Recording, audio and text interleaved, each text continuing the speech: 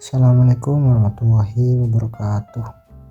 Di sini saya akan menyampaikan materi bagaimana sih proses pembentukan undang-undang di Indonesia. Untuk mempersingkat waktu, lanjut saja ke slide berikutnya. Pembentukan peraturan perundang-undangan adalah pembuatan peraturan perundang-undangan yang mencakup tahapan perencanaan, penyusunan, pembahasan, pengesahan, dan pengundangan.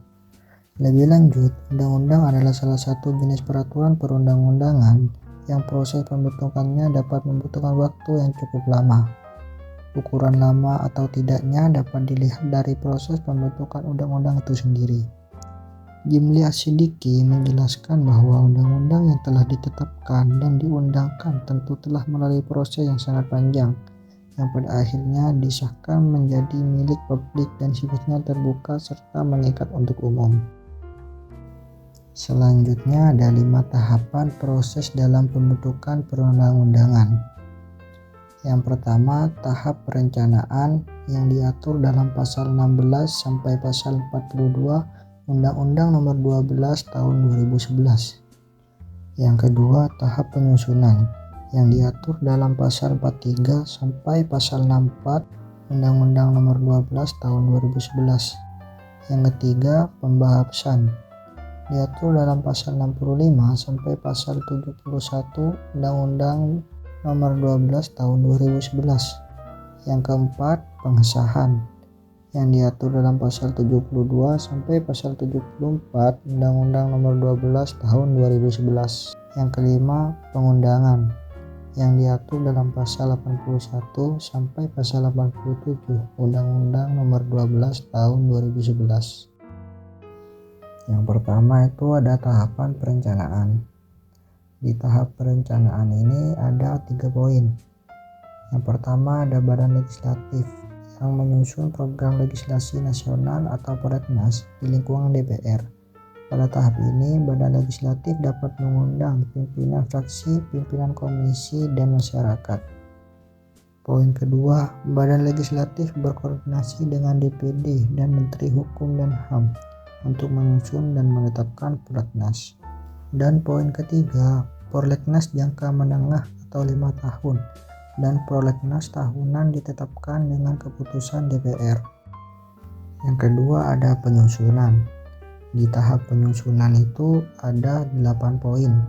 Poin yang pertama, penyusunan naskah akademik oleh anggota atau komisi atau gabungan komisi. Poin kedua, penyusunan draft awal RUU oleh anggota atau komisi atau gabungan komisi.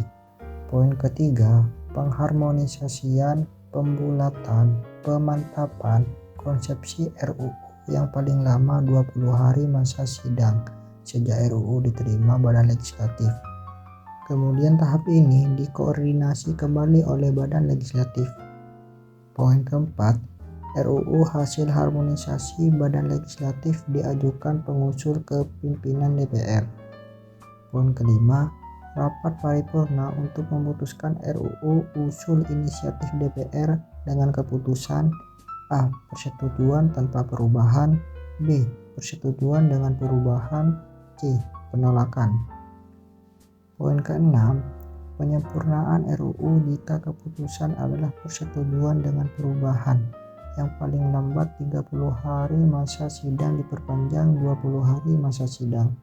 Yang ketujuh, RUU hasil penyempurnaan disampaikan kepada Presiden melalui surat pimpinan DPR.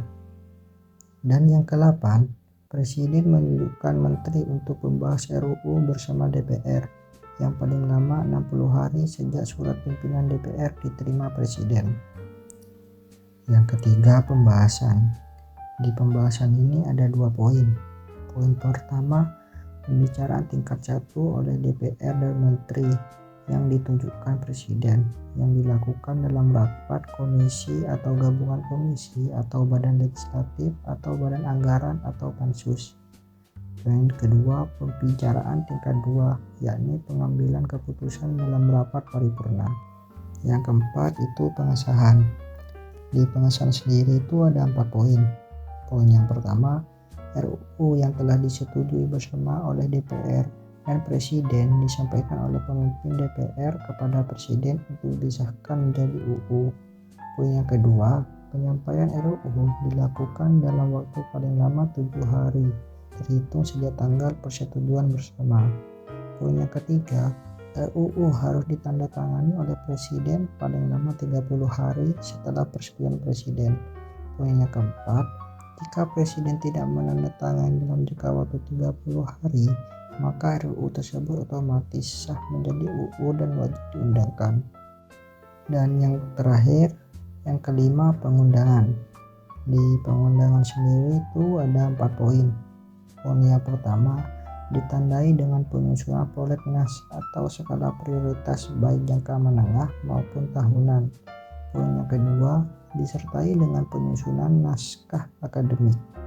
Poin yang ketiga, disusun oleh DPR dan Presiden dan dikoordinasikan oleh Badan Legislasi DPR. Poin yang keempat, setelah putusan MK nomor 92/PUU/2012, DPD juga berwenang menyusun prolegnas untuk RUU tertentu. Selain ada tahapan proses dalam pembentukan perundang-undangan di Indonesia, ada juga tantangan ke depan dalam pembentukan perundang-undangan di Indonesia. Di sini ada 3. Pertama, partisipasi publik yang ditingkatkan. Yang kedua, pemenuhan prinsip hukum dan HAM. Dan yang ketiga, implementasi di masyarakat. Yang pertama ada partisipasi publik yang ditingkatkan. Di sini ada 2 poin. Poin yang pertama, transparansi. Meningkatkan aksesibilitas informasi hukum dan proses pembentukan hukum kepada publik. Yang kedua, partisipasi aktif. Memastikan partisipasi masyarakat dalam proses penyusunan hukum untuk mencerminkan kepentingan dan nilai-nilai masyarakat. Yang kedua, pemenuhan prinsip hukum dan HAM.